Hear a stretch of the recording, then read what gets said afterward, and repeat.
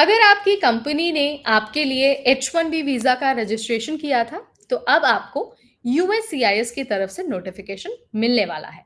लेकिन अगर 31 मार्च तक कोई अपडेट नहीं आया, तो इसका क्या मतलब है?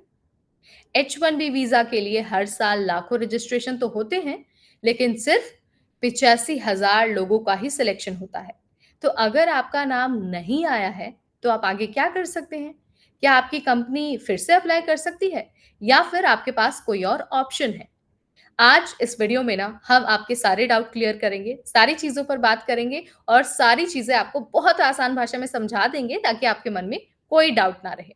नमस्कार, मेरा नाम है नेहा उपाध्याय और आप देख रहे हैं एनबीटी टेक एड।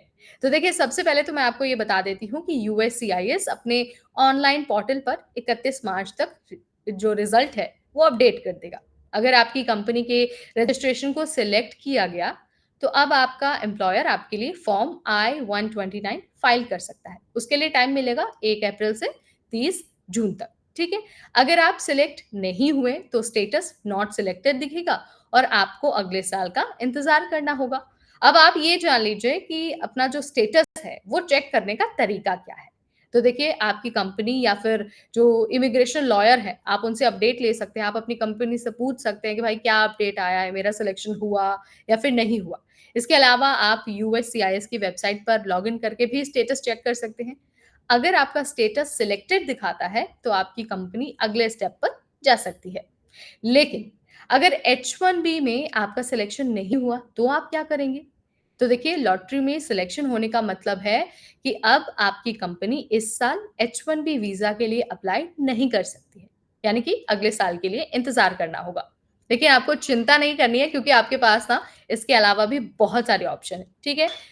तो मैं आपको सबसे पहले बता देती हूँ कि अगर आप किसी यूनिवर्सिटी या फिर नॉन प्रॉफिट संस्था से जुड़े हैं या फिर गवर्नमेंट रिसर्च ऑर्गेनाइजेशन में काम कर रहे हैं, तो आपकी कंपनी साल भर कभी भी H-1 के लिए अप्लाई कर सकती है।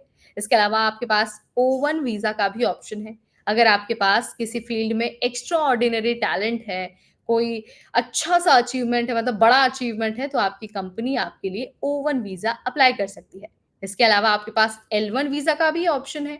अगर आपकी कंपनी एक मल्टीनेशनल कंपनी है, एमएनसी है, तो वो आपको L-1 वीज़ा पर अमेरिका भेज सकती है।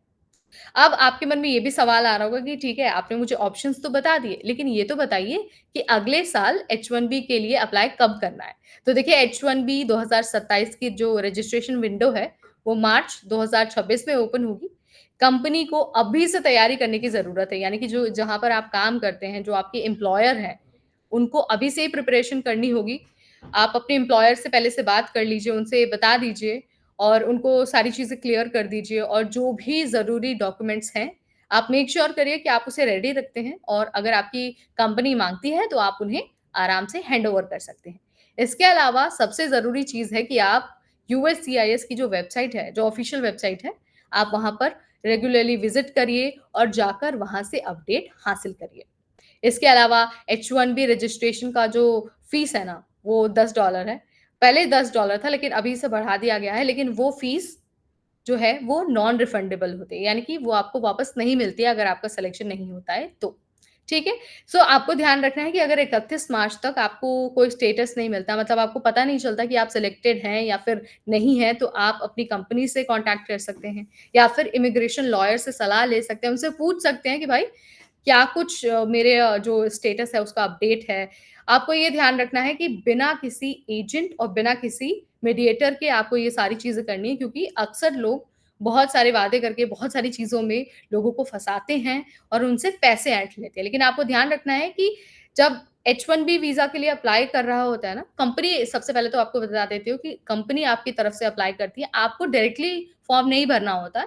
उसके बाद का जो प्रोसेस है वो भी कंपनी करती है। बस जब आप सेलेक्ट हो जाते हैं तो आपको खुद अमेरिका जाना होता है, लेकिन उससे पहले आपको कोई फ़ीस नहीं देनी होती, कोई पैसा नहीं देना होता किसी को और अगर आपसे कोई आके कहता है ना कि भाई मुझे इतने पैसे दे दो, मैं तुम्हारे लिए अप्लाई कर दूँगा या फिर तुम्हारा H-1B वीज़ा दिला दूँगा, तो प्लीज़ थोड़ा-सा अलर्ट हो जाइए। आप अपनी एम्प्लॉयर, अपनी कंपनी पर भरोसा करिए और हाँ, आपको ध्यान रखना है अगर लॉटरी में आपका नाम आता है तो आप आराम से अमेरिका जाकर H-1B वीज़ा पर काम कर सकते हैं। तो मैंने यहाँ पर आपको बता दिया है कि भाई अगर 31 मार्च तक आपका अपडेट नहीं आता है, आपको स्टेटस का पता नहीं चलता है तो आप क्या कर सकते हैं। फिर भी अगर आपके मन में कोई सवाल है, कुछ आप हमसे जानना चाहते हैं तो कमेंट बॉक्स खुला है, आप वहाँ मुझे बता सकते हैं। ऐसे ही और अपडेट्स के लिए बने रहिए हमारा चैनल एनबीटी टेक